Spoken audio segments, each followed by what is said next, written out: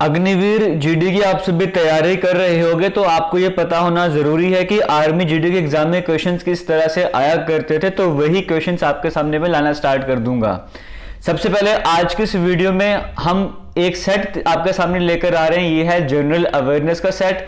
आप देखोगे question answer English और हिंदी दोनों लैंग्वेजेस में रहने वाले हैं, तो जिस भी लैंग्वेज में आप पढ़ते हो उसके हिसाब से आप यहाँ पर टेस्ट दे सकते हो।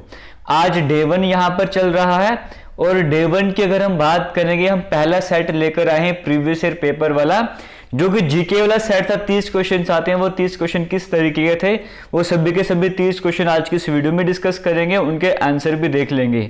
और आपका पेपर जो है वो सीबीटी मोड पर होने वाला है। इस बार कंप्यूटर बेस्ड टेस्ट आपका इस बार होने वाला है, तो उसी फॉर्मेट से टेस्ट भी तैयार करा गया है। स्टार्ट करते जैसे सबसे पहला क्वेश्चन आपके सामने स्क्रीन में चल रहा है। आपके सामने यहां पर लिखा हुआ who invented the computer. Computer का आविष्कार किसने किया था? क्या चार्ल्स बेबेज ने करा था, या ग्रेनविल ने करा था, फ़ारेनहाइट ने करा था, या फिर आइंस्टाइन ने करा था?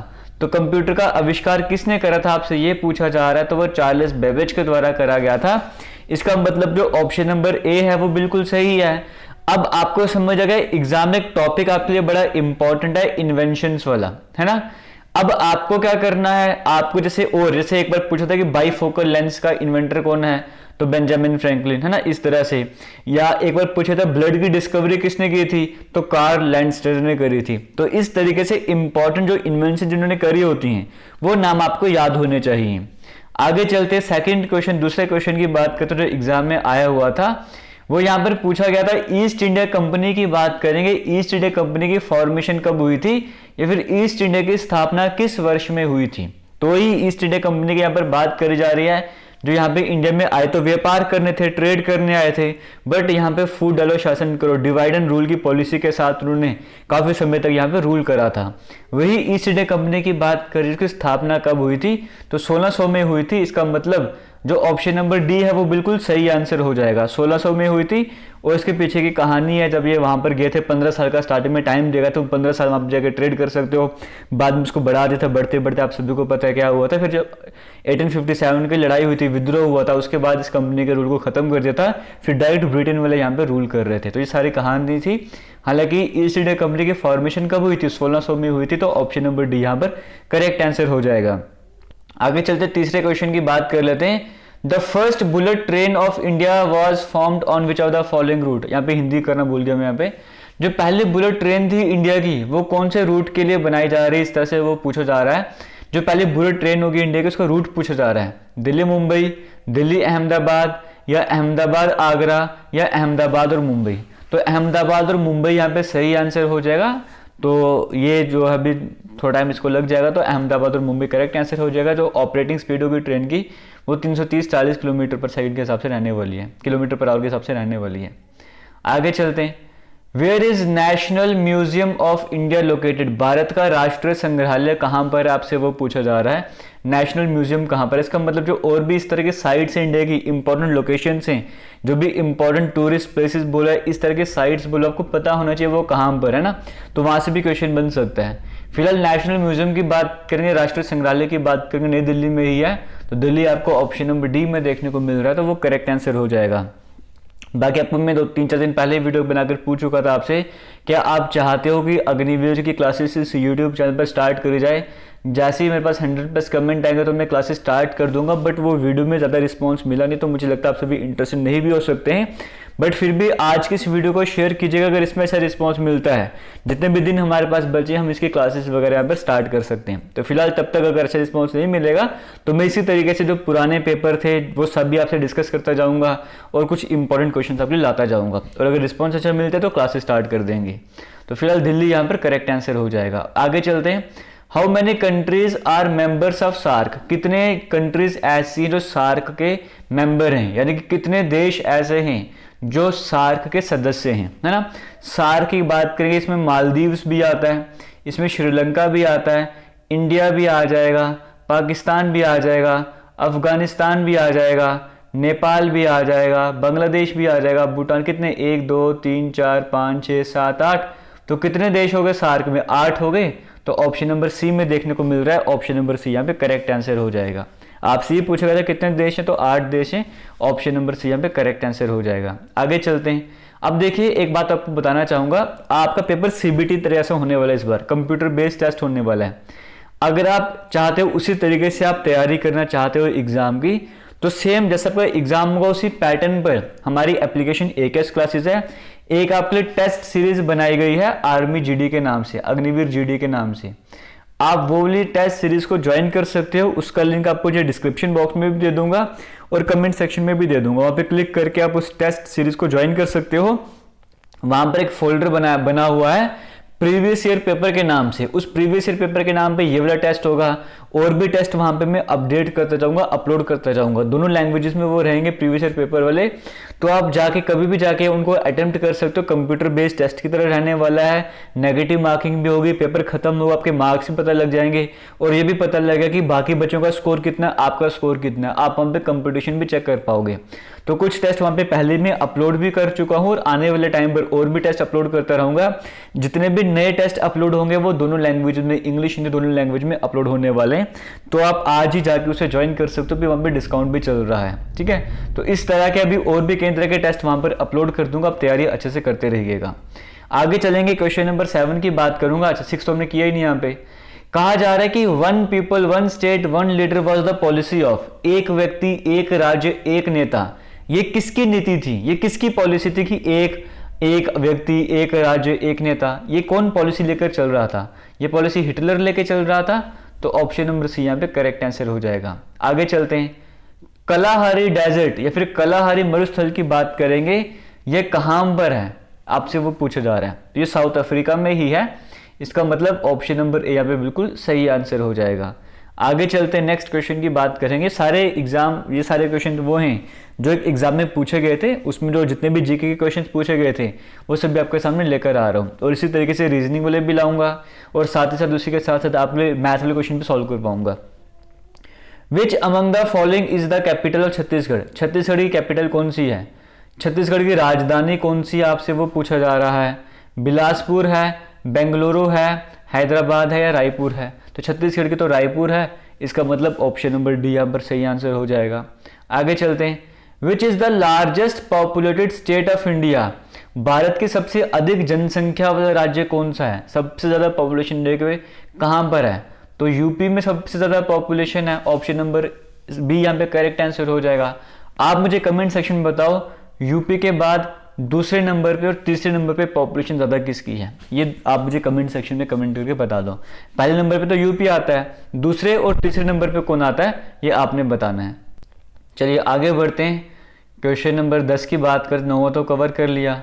यहाँ पे कहा जाता था टेन्योर ऑफ वाइस प्रेसिडेंट, जो वाइस प्रेसिडेंट का टेन्योर होता है, यानी कि उपराष्ट्रपति का कार्यकाल की बात करेंगे, वो कितने वर्षों का होता है, आपसे ये पूछा जा रहा है। तो उपराष्ट्रपति यानी कि वाइस प्रेसिडेंट की बात करेंगे, टाइम कितना होता है? तो 2 साल का, 8 साल का, 3 साल का या फिर 5 साल का। देखो चाहे वाइस प्रेसिडेंट की बात करो, चाहे प्रेसिडेंट की बात कर लो, है ना, इन सभी का जो टाइम पीरियड है वो 5 साल का होता है। चाहे लोकसभा के मेंबर की बात कर लो, लेकिन राज्यसभा के जो मेंबर की बात करते हैं उनका जो टेन्योर है 6 साल का होता है ना, बाकी 5 साल के चल रहे हैं। तो यहाँ पे वाइस प्रेसिडेंट पूछा हुआ था, 5 वर्ष 5 ईयर, ऑप्शन नंबर डी सही आंसर हो जाएगा। In which state is Akshardham temple located? Akshardham मंदिर की बात करेंगे, ये कहाँ पर स्थित है? जैसे देखो जो नॉर्थ में रहते हैं, जैसे हम जम्मू कश्मीर में रह रहे हैं, है ना, या ऐसी वैसी जगह में आप रह रहे हो, तो आपको लगेगा अक्षरधाम टेम्पल तो बड़ा फेमस और दिल्ली में है। लेकिन जब आप ऑप्शन देखना स्टार्ट करोगे, यहाँ पर दिल्ली देखने को मिल ही नहीं रहा। यहाँ पर क्या क्या, आंध्र प्रदेश, गुजरात, तमिलनाडु, हरियाणा। तो इनके हिसाब से देखा जाए तो अक्षरधाम मंदिर जो है फेमस है गुजरात में, ऑप्शन नंबर बी यहाँ पे सही आंसर हो जाएगा। आगे चलेंगे, what is the name of largest irrigation canal in India? Bharat की सबसे बड़ी सिंचाई नहर का नाम क्या है, आपसे वो पूछा जा रहा था। सबसे बड़ा इरिगेशन कैनाल इंडिया में जो है उसका नाम क्या है, आपसे वो पूछा जा रहा था।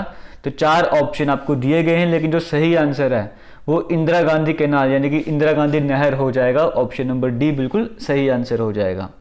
आगे बढ़ते हैं, नेक्स्ट क्वेश्चन की बात करेंगे। आपसे कहा जा रहा है मोहन बागान की बात करेंगे, is a team of which sport? ये कौन से स्पोर्ट्स की टीम है? जैसे हम बोलेंगे सीएसके चेन्नई सुपर किंग्स किसकी टीम है, तो हम बोलेंगे क्रिकेट की ये टीम है ना। उसी तरीके से पूछा जा रहा है कि मोहन बागान की बात करें किस खेल की ये टीम है, तो इंडिया का फुटबॉल की टीम में एक प्रोफेशनल फुटबॉल का क्लब है, कोलकाता बेस्ड है शायद से।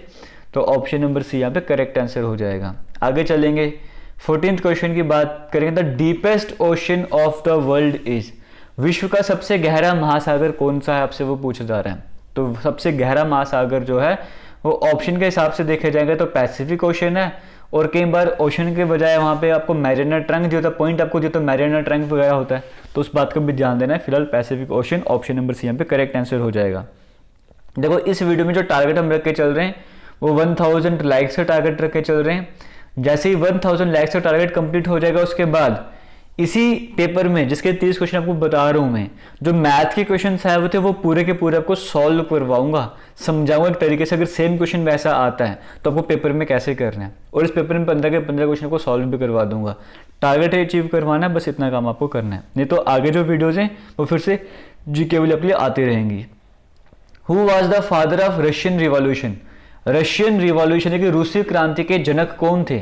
रशियन रिवॉल्यूशन का फादर किसे कहा जाता है। जॉर्ज वॉशिंगटन, मैक्स मुलर को कहा जाता है, लेनिन को कहा जाता है, या एडोल्फ हिटलर को कहा जाता है।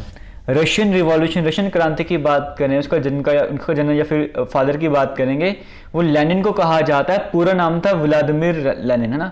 जैसे आज के टाइम पे व्लादिमीर पुतिन है तो Vladimir Lenin option number C यहाँ पे करेक्ट आंसर हो जाएगा। आगे चलते हैं, what is the unit of resistance, resistance को प्रतिरोध कहते हैं ना, तो प्रतिरोध की इकाई आपसे पूछी जा रही है, यानी कि रेजिस्टेंस की यूनिट क्या होती है आपसे वो पूछा जा रहा है। कूलम्ब तो होती है चार्ज की, एम्पेयर होती है करंट की, आपसे प्रतिरोध यानी कि रेजिस्टेंस पूछा हुआ है तो रेजिस्टेंस की ओम होती है।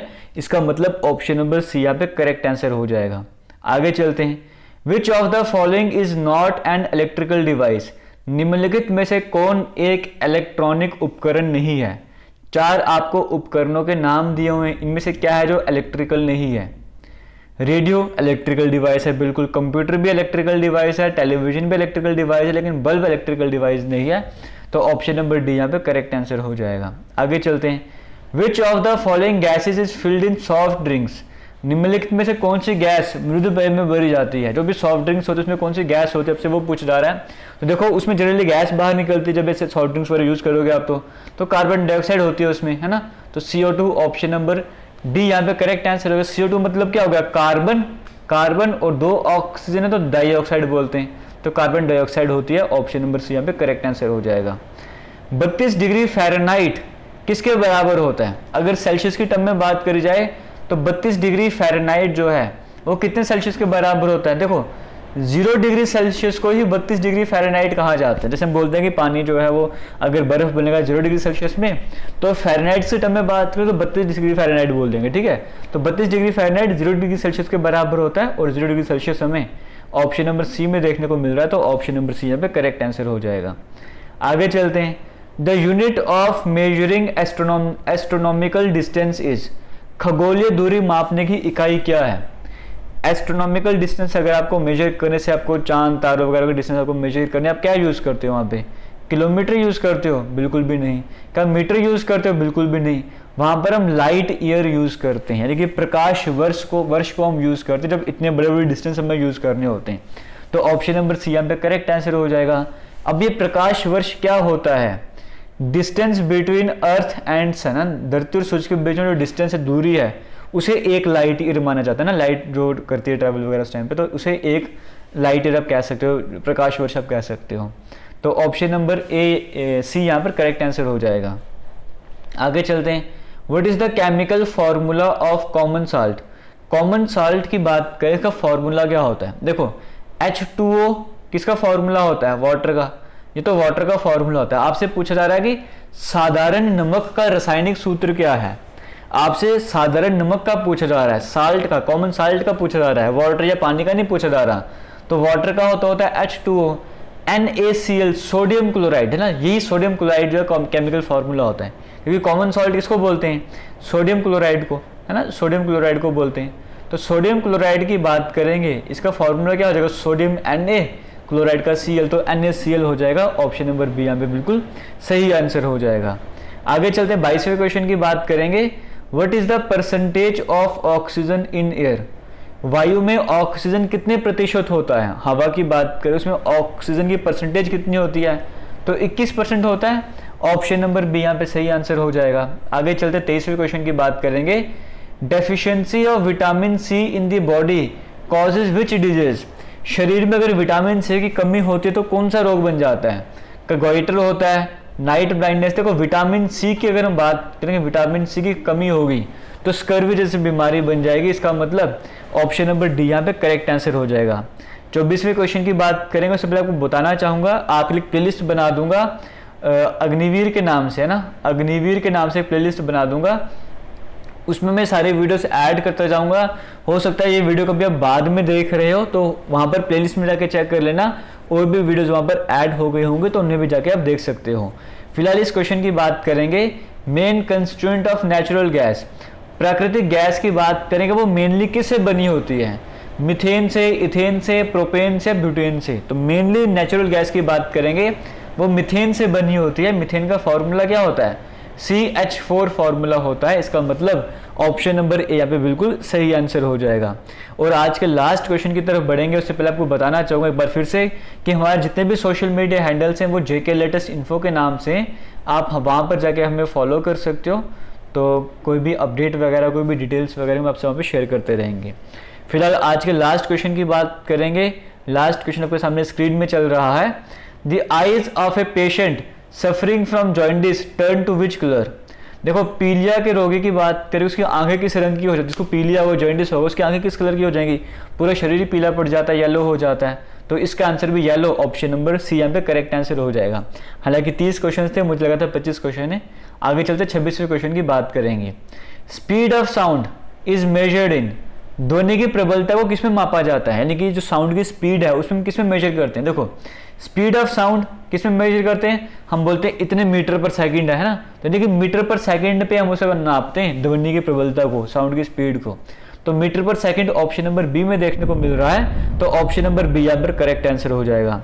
चलते 27वें क्वेश्चन की बात करते हैं। Which metal was first used by man on earth.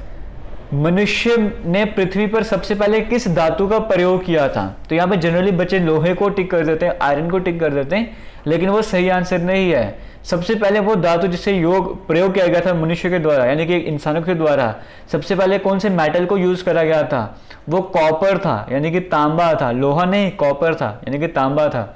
Option number D यहाँ पे बिल्कुल सही आंसर हो जाएगा। चलते आगे नेक्स्ट क्वेश्चन की बात करेंगे। When blue litmus paper is kept in acetic acid the litmus paper turns to which colour. देखो जब नीले लिटमस पेपर को एसिटिक अम्ल में रखा जाता है तो नीला लिटमस पेपर किस रंग में बदल जाता है? होता क्या है, ब्लू लिटमस पेपर है, आपने उसको एसिड में डाल दिया, उसका नया कलर कौन सा बन जाएगा? समझ गए ना, ब्लू लिटमस को जब आप एसिडिक अम्ल में रख दोगे तो कलर कौन सा बन जाएगा नया कलर? तो लाल कलर का हो जाएगा, यानी कि रेड कलर का हो जाएगा। ऑप्शन नंबर ए यहाँ पे बिल्कुल सही आंसर हो जाएगा। चलते हैं 29वें क्वेश्चन की बात करेंगे। 29th क्वेश्चन जो एग्जाम में आया हुआ था। Speed of sound in air at 0 degree Celsius. Sound की स्पीड कितनी होती है 0 डिग्री सेल्सियस में, आपसे वो पूछा जा रहा है। तो देखो 0 डिग्री सेल्सियस में आ जाती है 332 मीटर पर सेकेंड, तो ऑप्शन नंबर सी यहाँ पर करेक्ट आंसर हो जाएगा। और आज के लास्ट क्वेश्चन की बात करेंगे। The heating element in an electric heater is made up of which metal. Electric heater में तावन अवयव की बात करेंगे, वो किस धातु से बना होता है? जो हीटर वगैरह हम यूज करते हैं, इलेक्ट्रिक हीटर वगैरह, जो हीट करने वाला एलिमेंट होता है, जो प्लेट होती है, वो किसकी बनी होती है? आपसे वो पूछा जा रहा है। कॉपर, सिल्वर, लेड या नाइक्रोम की बनी होती है। जो हीट करता है वो तार बोलो, वो प्लेट बोलो, वो नाइक्रोम की बनी होती है। ऑप्शन नंबर डी यहाँ पर करेक्ट आंसर हो जाएगा। तो इसी के साथ पेपर में आए हुए 30 के 30 क्वेश्चन हमने डिस्कस कर लिए आंसर के साथ। आने वाले टाइम पर इस तरह की और भी वीडियोज आती जाएंगी, बट अगर आप चाहते हो कि डिटेल्ड में वीडियोस आपके सामने आए, टॉपिक वाइज आपको पढ़ाया जाए और एमसीक्यू भी साथ कवर करवाए जाए, उसके लिए वीडियो को शेयर करना ज़रूरी है।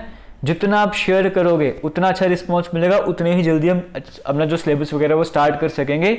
अभी भी टाइम है, अभी भी तैयारी की जा सकती है। लास्ट के 15-20 दिनों में भी अच्छे से तैयारी करी जा सकती है, और आपके पास तो 15-20 दिन से भी ज़्यादा का टाइम है। तो वीडियोस को शेयर करो, जितने हो सकता है कमेंट वगैरह कीजिए, ताकि मुझे लगे हाँ वाकई में आप यहाँ पर आपको क्लासेस की नीड है। क्योंकि अभी तक मैंने देखा 30 से 40 कमेंट्स मुझे ऐसे दिखे जहाँ पर लगा कि हाँ स्टूडेंट्स को नीड वगैरह है।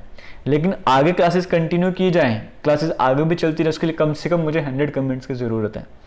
तो फिलहाल करेंगे आज की इस वीडियो को एंड, मिलेंगे नई वीडियो में, तब तक के लिए थैंक यू, जय हिंद।